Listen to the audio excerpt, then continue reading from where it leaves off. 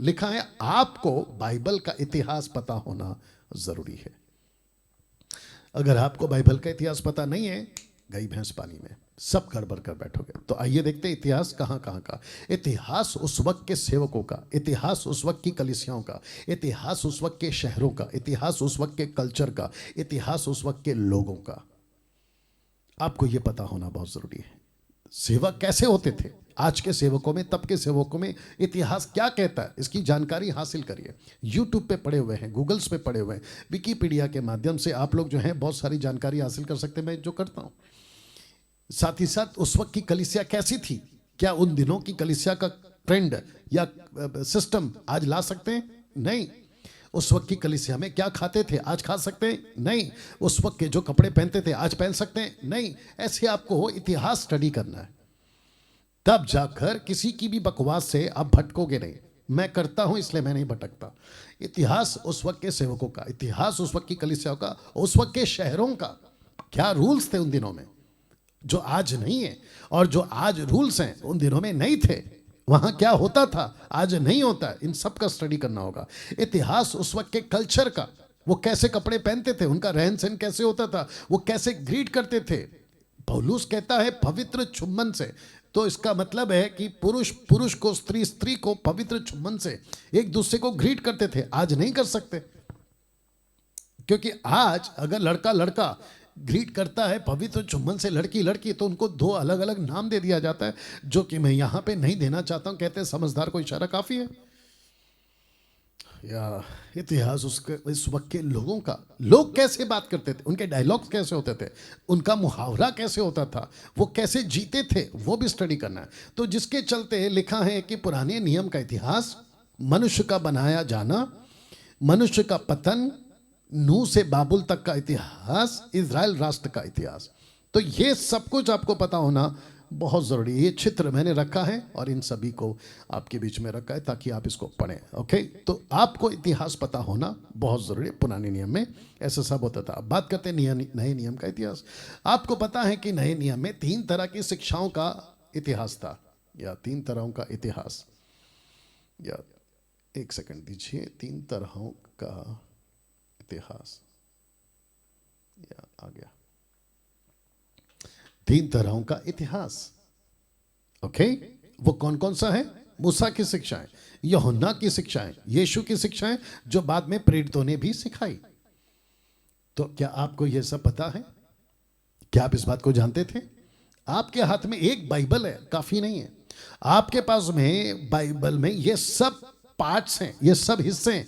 आप एक गाड़ी को देखते हो, लेकिन गाड़ी में कितने पार्ट्स हैं वो भी आपको देखना होगा। इंजन अलग पार्ट्स हैं, टायर अलग पार्ट्स हैं, अंदर का कैबिन अलग पार्ट्स है, बाहर का कैबिन अलग पार्ट है। वैसे ही आपको पता लगाना है कि टोटल बाइबल, अरे ये भी बात करिए, ये भी बात करिए। देखो भजन संहिता में लिखा है मेरे लिए, नबियों की किताब में लिखा है मेरे लिए। नहीं मेरे भाई, आपको पढ़ते वक्त में आपको है ना उसको बारीकी से समझकर उसको डिफाइन करना है, आपको उसको परखना है।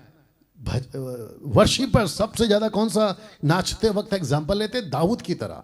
दाऊद नाचा था, मैं भी नाचूंगा। अरे भाई, वो दाऊद नाचा था, वो कॉन्टेक्स्ट अलग है। आप क्यों नाच रहे हो जबकि शहर तबाह हो रहा है? इसके ऊपर मैं वीडियो बना चुका हूं।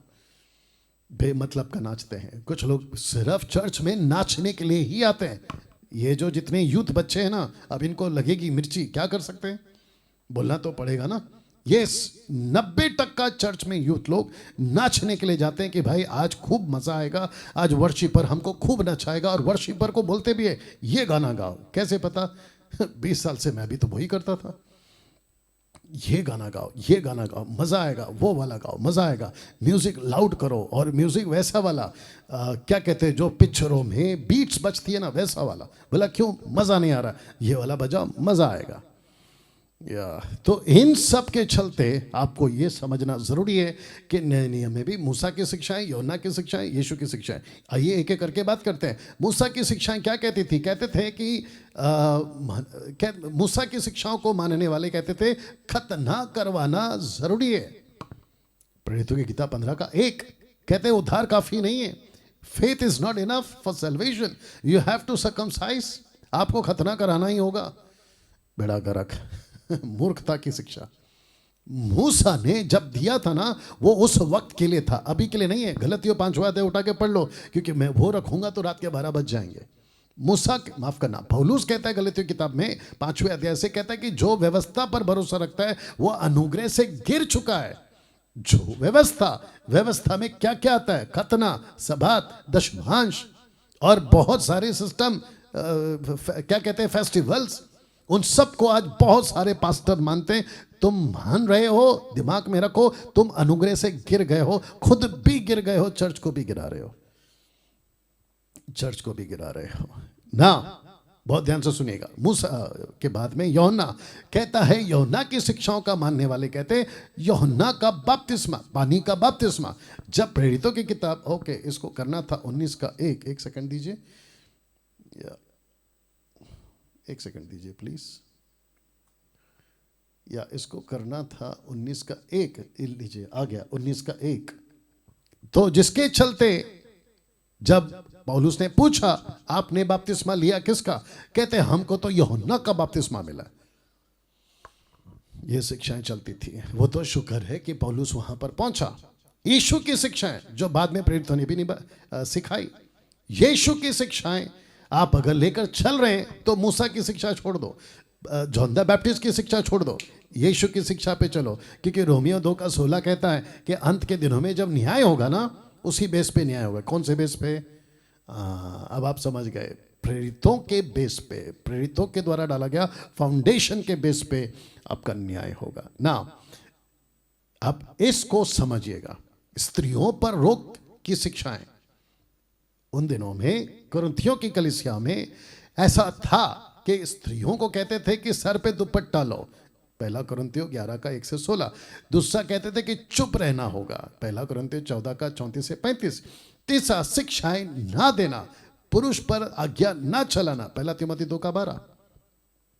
इन सभी को लेकर कुरिन्थियों की कलीसिया में पौलुस ने ऐसा ये सिखाते हैं, जबकि पौलुस ने ये नहीं सिखाया था। दूसरा पत्रस 3 अध्याय वचन 16-17 कहता है कि अनपढ़ और चंचल लोगों ने पौलुस के वचनों को गलत तरीके से इंटरप्रेट कर मैनिपुलेट कर लोगों को बिगाड़ा है।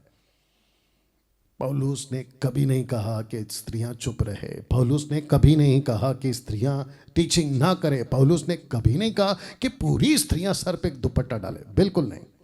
आप जाके बाइबल पढ़ो, पहला कुरिन्थियों का 11 अध्याय 1 से 16 तक। जब 16 पहुंचोगे ना, तो वहां पर पौलुस कहता है ना हमारी, ना परमेश्वर की, ना कलीसियाओं की रीति है। फिर ये रीति आई कहां से? और फिर यही पौलुस है जो इसी के 7 और 8 दस्तक में कहता है ना पुरुष बड़ा है ना स्त्री, ना पुरुष कुछ है ना स्त्री, सब एक। स्वर्गदूतों के कारण सर पे अधिकार रखे। कौन से स्वर्गदूत? पतन किए हुए स्वर्गदूत, नॉट एंजल्स ऑफ हेवन, वो फॉलन एंजल्स थे। आपको कॉन्टेक्स्ट में स्टडी करना पड़ेगा। तो सर पे दुपट्टा, चुप रहना, शिक्षाएं ना देना, ये सब की हिस्ट्री थी, आपको स्टडी करनी पड़ेगी। अब जिसको सर पे दुपट्टा रखना है रखो भाई, मैंने कब मना किया? आपको चुप रहना है चुप रहो, मैंने कब मना किया? आपको शिक्षाएं नहीं देना है मत दो, मैंने कब कहा कि आपको देना है? लेकिन आपको यह समझना होगा कि डॉक्ट्रिन बनाकर किसी महिलाओं को आप हमेशा के लिए चुप नहीं करा सकते। बाकी आपकी मर्जी। आपको बहुत बारीकी से अध्ययन करना होगा। किसकी? बाइबल की। बहुत बारीकी से इन सब की स्टडी करो, इन सब की स्टडी करो। दूध का दूध, पानी का पानी हो जाएगा। आपको बहुत बारीकी से अध्ययन करना होगा।